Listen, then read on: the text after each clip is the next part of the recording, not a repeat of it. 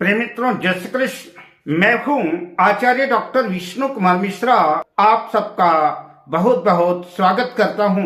आज मैं आपसे चर्चा करूंगा कि चंद्रमा का रत्न मोती किसको धारण करना चाहिए, मोती रत्न धारण करने के फायदे क्या हैं और मोती के साथ और कौन से रत्न पहने जा सकते हैं। मैं इस संदर्भ में आपसे चर्चा करूंगा, पर विषय क्रम में प्रवेश करूं उससे पहले आपसे आग्रह, अगर आपने अभी तक हमारे चैनल को सब्सक्राइब नहीं किया है तो प्लीज चैनल को सब्सक्राइब करें, साथ ही नोटिफिकेशन बेल को भी प्रेस कर लें। अगर आप अपनी या अपनों की जन्म कुंडली का बृहद प्रेडिक्शन कराना चाहते हैं, विश्लेषण कराना चाहते हैं, हमसे किसी भी किस्म का ज्योतिषी परामर्श प्राप्त करना चाहते हैं अथवा उत्तम क्वालिटी के रियल राशि रत्न आदि प्राप्त करना चाहते हैं तो स्क्रीन पर फ्लैश हो रहे नंबरों पर हमसे संपर्क कर सकते हैं। मोती चंद्रमा का रत्न है।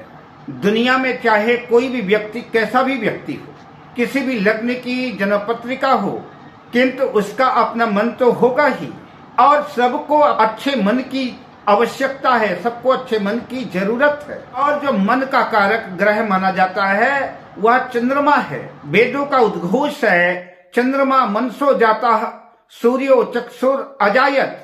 चंद्रमा मनसो जाता है, चंद्रमा मन का कारक है। चंद्रमा मन का प्रतिनिधित्व करता है। जीवन से जुड़ी हुई कोई भी विषय वस्तु हो, नौकरी, व्यापार, व्यवसाय, कृषि, राष्ट्र, समाज, परिवार, रिश्ते नाते, सबकी सफलता असफलता में मन की महत्वपूर्ण भूमिका है। एक दोहा भी है, मन के हारे हार है, मन के जीते जीत, मन ही मिलावत राम से, मन ही करत फजीत।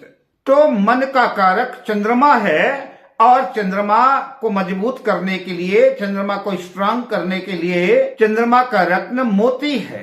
बात करें कि चंद्रमा का रत्न मोती किसको धारण करना चाहिए, तो जिन लोगों की अपनी बर्थ डिटेल नहीं है, जिनकी अपनी कुंडली नहीं है, जिनको अपने जन्म का समय कुछ भी मालूम नहीं है, ऐसे लोग अपने व्यापार को देख करके, अपने क्रियाकलाप को देख करके, जैसे जो लोग डेयरी प्रोडक्ट से जुड़े हुए हैं, दूध, दही, मक्खन, मेवा आदि का काम कर रहे हैं, दूध के व्यापार से संलग्न हैं, समुद्री वस्तुओं का क्रय विक्रय कर रहे हैं, समुद्र मार्ग से आयात निर्यात कर रहे हैं, शंख, सीप, मोती, मछली आदि के धंधों में संलग्न है, मिठाइयों से संबंधित कार्य में संलग्न है, कृषि कार्य से संलग्न है, खेती बाड़ी का काम कर रहे हैं, कपड़ों का काम कर रहे हैं, जल और पानी आदि से जुड़े हुए कामों में संलग्न है, काम कई वर्षों से कर रहे हैं और काम में सफलता भी मिल रही है, तो उसमें और ज्यादा सफलता प्राप्त करने के लिए, उसको और ज्यादा वृद्धि करने के लिए चंद्रमा का रत्न मोती धारण किया जा सकता है। कार्य क्षेत्र में और ज्यादा उन्नति दिलाने के लिए, और ज्यादा सफल बनाने के लिए मोती कारगर उपाय सिद्ध हो सकता है। जो लोग शिक्षा के क्षेत्र से जुड़े हुए हैं, प्रोफेसर हैं, शिक्षक हैं, कोचिंग इंस्टीट्यूट वगैरह चला रहे हैं, या किसी भी मानसिक जिस कार्य में मन की आवश्यकता पड़ती है, तो ऐसे किसी भी मानसिक कार्य से जुड़े हुए हैं, तो ऐसे लोगों को चंद्रमा का रत्न मोती धारण करना चाहिए और मोती उनके कारोबार में वृद्धि करेगा, सफलता का मार्ग प्रशस्त करेगा। जो लोग ध्यान, मेडिटेशन आदि के क्षेत्र से जुड़े हैं, तो मन को और ज्यादा मजबूत करने के लिए, मन को और ज्यादा स्ट्रांग और एकाग्र करने के लिए चंद्रमा का रत्न मोती धारण कर सकते हैं। जिन लोगों की अपनी जन्म कुंडली है, जिनकी अपनी जन्म पत्रिका है, ऐसे लोग मेष, कर्क, तुला, वृश्चिक तथा मीन लग्न व मीन राशि वाले जातक चंद्रमा का रत्न मोती जो धारण कर सकते हैं। जन्म पत्रिका में अगर चंद्रमा कमजोर है, चंद्रमा का रत्न मोती धारण कर सकते हैं, किंतु शर्त यह है कि आपको यह अवश्य देखना पड़ेगा कि चंद्रमा जन्म कुंडली के छठे, 8वें, 12वें भाव में, त्रिक भाव में ना हो और चंद्रमा नीच राशि में भी ना हो। अगर चंद्रमा त्रिक भाव में है, अपनी नीच राशि वृश्चिक राशि में स्थित है, तो ऐसी कंडीशन में, ऐसी स्थिति में चंद्रमा का रत्न मोती धारण न करें।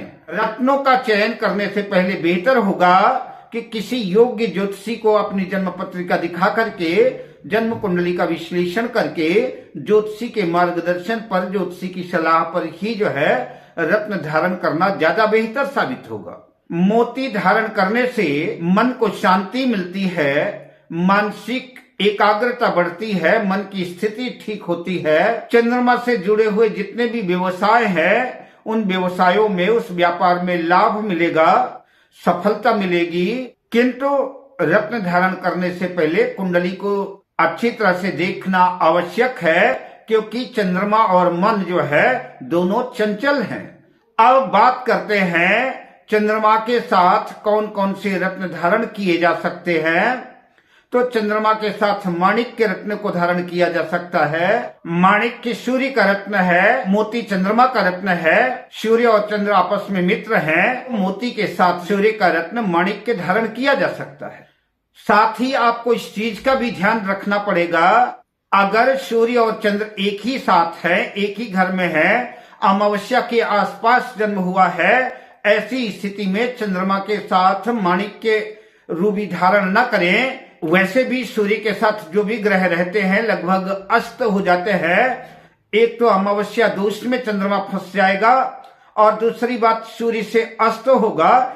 ऐसी कंडीशन में अगर सूर्य की ताकत और बढ़ा देते हैं, सूर्य की पावर और बढ़ा देते हैं, तो निश्चित रूप से सूर्य और शक्तिशाली होगा और चंद्रमा की ताकत कमजोर होगी।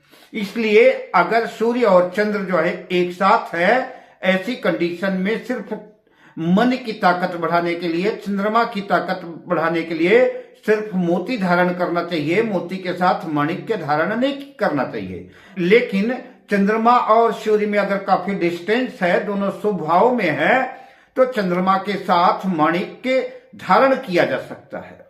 मोती के साथ गुरु का रत्न पुखराज धारण किया जा सकता है। शुक्र का रत्न हीरा डायमंड धारण किया जा सकता है। उसके उपरत्न ओपल सफेद पुखराज धारण किए जा सकते हैं। जरकन धारण किया जा सकता है। कुंडली को देख करके यथा स्थिति का निर्णय लेकर के ये रत्न मोती के साथ धारण किए जा सकते हैं। विशेष परिस्थितियों में मोती के साथ मूंगा भी धारण किया जा सकता है। किंतु अगर सफेद मूंगा धारण करना चाहें तो सफेद मूंगा चूंकि चंद्रमा का भी प्रतिनिधित्व करेगा, शुक्र का भी प्रतिनिधित्व करेगा, तो मोती के साथ सफेद मूंगा धारण किया जा सकता है। अब बात करते हैं मोती के साथ कौन सा रत्न धारण नहीं करना चाहिए।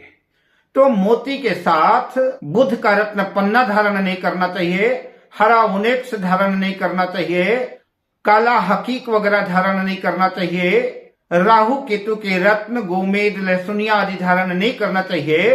इन रत्नों से बचना चाहिए। मोती के साथ ये रत्न धारण नहीं करना चाहिए। शनि का रत्न नीलम, नीली, शनि के छल्ले आदि भी जो है मोती के साथ धारण नहीं करना चाहिए। लाल मूंगा भी जो है मोती के साथ धारण करने से बचना चाहिए। अब मैं आपसे लेता हूं विदा, मिलता हूं अगली वीडियो में शुभकामनाओं के साथ। जय श्री कृष्ण।